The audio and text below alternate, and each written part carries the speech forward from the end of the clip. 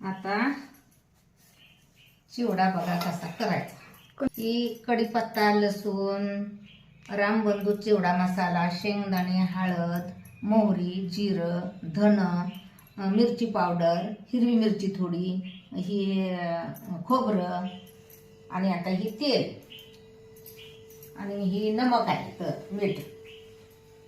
बघा आता एवढं सामान सगळं घालायचं चिवड्यासाठी। आता चिवड्यासाठी। आता ही तेल वतायचं। काही एवढं तेल वतलं।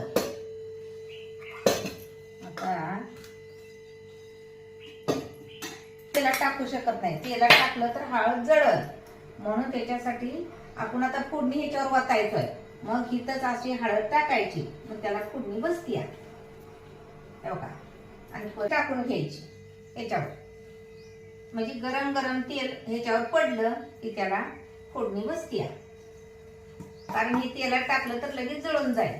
त्याच्यात असा अंदाज करायचा, एवढ्या पोह्याला एवढं नमक चवीनुसार चवीनुसार टाकून घ्यायचं।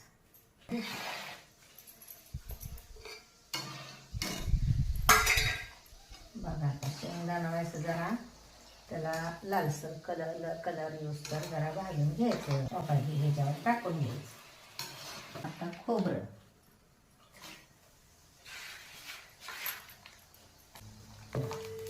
पण मोहरं गेलं तर नाही, लसूण काढून घे। परत लसणाची फोडणी दिली की मस्त वास येतोय। हा, लसणाच्या फोडणीचा छान वास येतो। कुरकुरीत होत तर भाजायचा लसूण, म्हणजे चिवड्यात खाताना अगदी स्वाद चांगला येतो।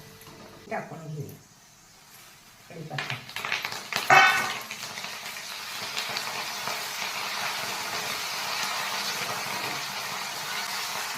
आता कुरकुरीत झाला कढीपत्ता, लसूण, आता काढून घ्यायचा याच्यात।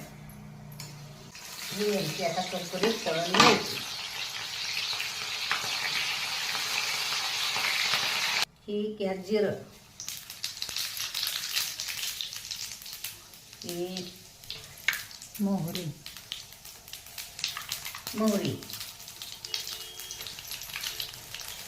आणि धन,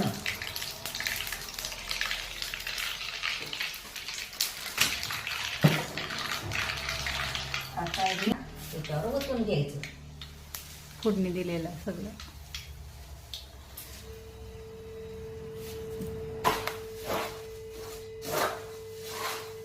करायचं।